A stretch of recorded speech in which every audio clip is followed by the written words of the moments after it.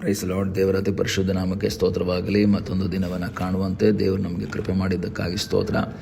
ಆತನು ಮಾಡಿದ ಎಲ್ಲ ಉಪಕಾರಗಳಿಗಾಗಿ, ಆಶೀರ್ವಾದಗಳಿಗಾಗಿ ದೇವರಿಗೆ ಸ್ತೋತ್ರವನ್ನು, ಮಹಿಮೆಯನ್ನು ಸಲ್ಲಿಸ್ತೇನೆ. ಇಂದಿನ ವೇದ ಅಧ್ಯಯನಕ್ಕಾಗಿ ಒಂದು ವಾಕ್ಯವನ್ನು ಓದಿಕೊಳ್ಳೋಣ. ಮತ್ತಾಯನ ಬರೆದ ಸುವಾರ್ತೆ 17ನೇ ಅಧ್ಯಾಯ 20ನೇ ವಾಕ್ಯ.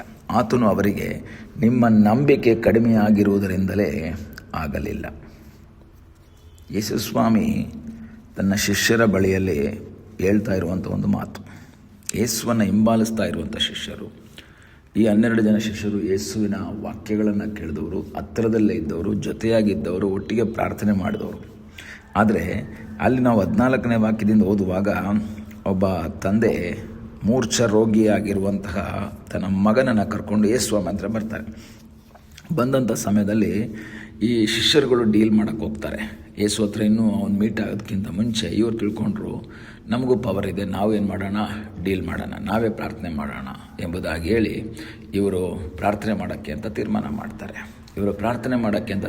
ಮಾಡ್ತಾರೆ. ಇವರು ಎಷ್ಟೇ ಪ್ರಾರ್ಥನೆ ಮಾಡಿದ್ರೂ ಸಹ ಆ ಮೂರ್ಛ ರೋಗ ಅವನಿಂದ ಬಿಟ್ಟು ಹೋಗದೇ ಇದ್ದಂಥ ಸಮಯದಲ್ಲಿ ಅವನು ಬಂದು ಯೇಸು ಹತ್ರ ಹೇಳ್ತಾನೆ, ನೋಡಿ ನಿಮ್ಮ ಶಿಷ್ಯರ ಹತ್ರ ಬಂದಿದೆ, ನಿಮ್ಮ ಹತ್ರ ಬಂದೆ, ಆದರೆ ಶಿಷ್ಯರು ಏನು ಮಾಡಿದ್ರು, ಪ್ರಾರ್ಥನೆ ಮಾಡಿದ್ರು, ಏನೂ ಆಗಲಿಲ್ಲ ಅಂದಾಗ ಯೇಸು ಸ್ವಾಮಿ ಅದರ 18ನೇ ವಾಕ್ಯದಲ್ಲಿ ಯೇಸು ಅವನನ್ನು ಗದರಿಸಿದಾಗ ದೆವ್ವ ಅವನನ್ನು ಬಿಟ್ಟೋಯ್ತು.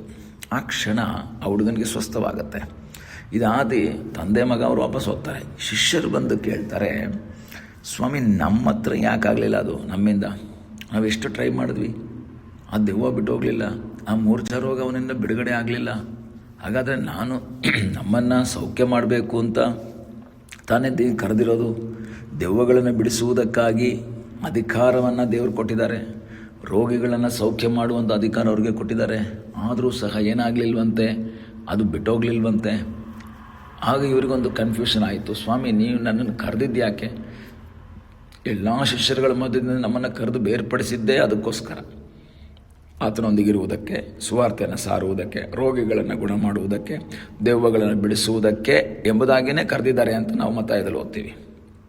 ಆಗಿರಬೇಕಾದ್ರೆ ಇವ್ರ ಕೈಲಿ ಬಿಡಿಸೋಕ್ಕಾಗಲಿಲ್ಲ. ಈಗ ಅವ್ರಿಗೊಂದು ಕನ್ಫ್ಯೂಷನ್ ಆಯಿತು, ನೀವು ನಮಗೆ ಅಧಿಕಾರ ಕೊಟ್ಟಿದ್ದೀರಿ ಅಂತೀರ, ಆದರೆ ಇಲ್ಲಿ ನೋಡಿದ್ರೆ ನಮಗೆ ಬಿಡಿಸೋಕ್ಕಾಗ್ತಾನೂ ಇಲ್ಲ. ಯಾಕೆ ನಮ್ಮ ಕೈಲಿ ಆಗಲಿಲ್ಲ ಅಂತ ಕೇಳಿದಾಗ ಯೇಸು ಹೇಳ್ತಾರೆ, ಅದಕ್ಕೆ ಸಪ್ರೇಟ್ ಲಾಜಿಕ್ ಏನೂ ಇಲ್ಲ, ಅದಕ್ಕಿನ್ನೇನು ಥಿಯಾಲಜಿ ಬೇರೆ ಏನೂ ಇಲ್ಲ. ಅದಕ್ಕಿರೋದು ಒಂದೇ ಒಂದು ಕಾರ್ಯ, ನಿಮಗೆ ನಂಬಿಕೆ ಕಡಿಮೆ ಆಗದೆ ಇರೋದ್ರಿಂದ. ನಿಮಗೆ ನಂಬಿಕೆ ಕಡಿಮೆ. ಪ್ರಿಯ ದೇವರ ಮಕ್ಕಳೇ, ಈ ಬೆಳಗ್ಗೆ ವಾಕ್ಯದ ಮೂಲಕ ನಾನು ನಿಮ್ಮ ಸಂಗಡ ಇಡೋದಕ್ಕೆ ಬಯಸ್ತೇನೆ. ನಿಮ್ಮ ಜೀವಿತದಲ್ಲಿ ದೇವರ ಅಧಿಕಾರವನ್ನು ಕೊಟ್ಟಿದ್ದಾರೆ. ಯೋಹಾನ್ ಬರೆದ ಸುವಾರ್ತೆ 1ನೇ ಅಧ್ಯಾಯದಲ್ಲಿ ಓದ್ತೀವಿ, ಯಾರ್ಯಾರು ಆತನನ್ನು ಅಂಗೀಕರಿಸಿದರೋ, ಆತನ ಹೆಸರು ನಂಬಿಕೆ ಇಟ್ಟರೋ ಅವರಿಗೆ ದೇವರ ಮಕ್ಕಳಾಗುವ ಹೆಸರು ಕೊಟ್ಟಿರುವಂತಲ್ಲ, ಅಧಿಕಾರವನ್ನು ಕೊಟ್ಟಿದ್ದಾರೆ. ಹಾಗಾದರೆ ನೀವು ದೇವರ ಮಕ್ಕಳಾಗಿರುವಾಗ ಶತ್ರುವಾದ ಸೈತಾನ್ ನಮಗೆ ವಿರುದ್ಧವಾಗಿ ಮಾಡುವ ಎಲ್ಲ ತಂತ್ರಗಳ ಮೇಲೆ ಜಯ ಹೊಂದುವುದಕ್ಕೆ ದೇವರು ನಮಗೆ ಅಧಿಕಾರ ಕೊಟ್ಟಿದ್ದಾರೆ. ಆದರೆ ಯಾಕೆ ಆಗ್ತಾ ಇಲ್ಲ? ಕೆಲವು ಸಂದರ್ಭದಲ್ಲಿ ನಮ್ಮಲ್ಲಿರುವಂತಹ ಅಪನಂಬಿಕೆ ಅದಕ್ಕೆ ಕಾರಣ. ಇದಾಗುತ್ತೋ ಇಲ್ವೋ, ಈ ಸಮಸ್ಯೆ ನನ್ನನ್ನು ಮುಳುಗಿಸ್ಬಿಡುತ್ತಾ ಎಂಬ ಒಂದು ಡೌಟ್, ಈ ಸಮಸ್ಯೆಯಿಂದ ನಾನು ಹೊರಗೆ ಬರೋಕ್ಕಾಗುತ್ತಾ ಎಂಬ ಒಂದು ಮಾತು, ಅದು ನಮ್ಮ ಜೀವಿತದಲ್ಲಿ ಏನು ಮಾಡ್ತಾ ಇದೆ, ನಮ್ಮನ್ನು ಕಷ್ಟಕ್ಕೆ ಒಳಪಡಿಸ್ತಾ ಇದೆ, ನಮ್ಮಲ್ಲಿರುವಂತಹ ನಂಬಿಕೆಯನ್ನು ಕುಂದಿಸ್ತಾ ಇದೆ. ಈ ಹಗಲ ಸಮಯದಲ್ಲಿ ಕರ್ತನಿಗೆ ಹೇಳೋಣ, ಸ್ವಾಮಿ ನಾನು ನಂಬಿಕೆಯಲ್ಲಿ ಕುಂದಿ ಹೋಗದೆ ನಂಬಿಕೆಯಲ್ಲಿ ಬಲವಾಗಿ ನಿಲ್ಲುವ ಹಾಗೆ ನೀನು ನಮಗೆ ಸಹಾಯ ಮಾಡು. ಹೌದು ಪ್ರಿಯ ದೇವರ ಮಕ್ಕಳೇ, ನಂಬಿಕೆಯಲ್ಲಿ ಕುಂದಿ ಹೋದರೆ ಸೈತಾನನಿಗೆ ವಿರುದ್ಧವಾಗಿ ಹೋರಾಡುವುದಕ್ಕೆ ಸಾಧ್ಯವಿಲ್ಲ. ಈ ದಿವಸ ನಾವು ನಮ್ಮ ನಂಬಿಕೆಯನ್ನು ಪರೀಕ್ಷೆ ಮಾಡೋಣ. ಅನೇಕ ಸಂದರ್ಭದಲ್ಲಿ ನಾವು ಯೋಚನೆ ಮಾಡ್ತೀವಿ, ಯಾಕಿದಾಗಿಲ್ಲ, ಯಾಕಿದು ನಡೀತಾ ಇಲ್ಲ.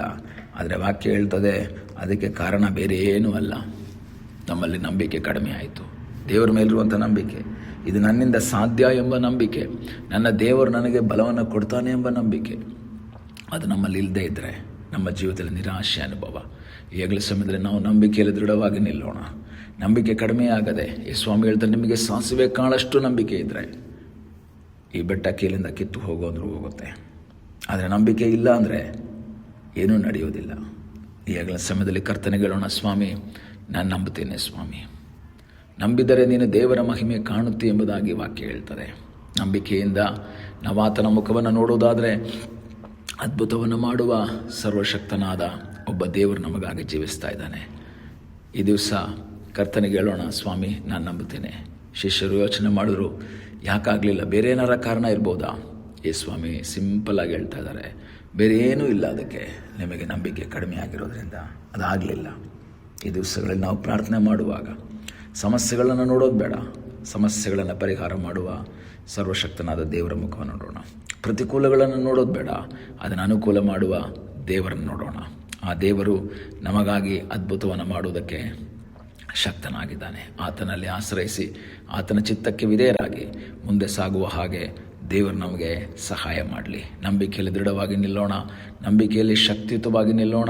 ನಮಗಾಗಿ ಅದ್ಭುತ ಮಾಡುವ ಸರ್ವಶಕ್ತನಾದ ಒಬ್ಬ ದೇವರಿದ್ದಾನೆ. ಆ ದೇವರಲ್ಲಿ ಆಶ್ರಯಿಸೋಣ. ನಂಬಿಕೆ ಇಲ್ಲದೆ ದೇವರನ್ನು ಮೆಚ್ಚಿಸುವುದು ಅಸಾಧ್ಯ ಎಂಬುದಾಗಿ ವಾಕ್ಯ ಹೇಳ್ತದೆ. ನಂಬಿಕೆಯಲ್ಲಿ ದೃಢವಾಗಿ ಮುಂದೆ ಸಾಗೋಣ, ಪ್ರಾರ್ಥನೆ ಮಾಡೋಣ. ನಮ್ಮನ್ನು ಬಹಳವಾಗಿ ಪ್ರೀತಿ ಮಾಡುವ ಯೇಸುವೆ, ಈ ಸಮಯಕ್ಕಾಗಿ ಸ್ತೋತ್ರ. ಈ ಸಮಯದಲ್ಲಿ ಮತ್ತೊಂದು ಆವರ್ತಿ ನಿನ್ನ ಸನ್ನಿಧಾನದಲ್ಲಿ ನಮ್ಮನ್ನೇನೋ ಸಮರ್ಪಿಸ್ತೇವೆ. ತಲೆಬಾಗಿರುವಂಥ ನನ್ನ ಮಕ್ಕಳನ್ನ ಆಶೀರ್ವಾದ ಮಾಡು. ನಂಬಿಕೆಯಲ್ಲಿ ಕುಂದಿ ಹೋಗದೆ ನಂಬಿಕೆಯಲ್ಲಿ ದೃಢವಾಗಿ ನಿಂತು ದೇವರೇ ನಿನ್ನಿಂದ ಅದ್ಭುತಗಳನ್ನು, ಬಿಡುಗಡೆಗಳನ್ನು, ಆಶೀರ್ವಾದಗಳನ್ನು ಹೊಂದಿಕೊಳ್ಳುವ ಹಾಗೆ ಕರ್ತನೆ ನಿನ್ನ ಮಕ್ಕಳ ಜೀವಿತದಲ್ಲಿ ಸಹಾಯ ಮಾಡಪ್ಪ.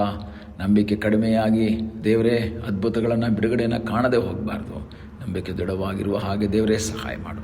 ಪ್ರಾರ್ಥನೆಯನ್ನು ಕೇಳಿದ್ದಕ್ಕಾಗಿ ಸ್ತೋತ್ರ. ಯೇಸುವಿನ ನಾಮದಲ್ಲಿ ತಂದೆಯೇ, ಆಮೇನ್. God bless you.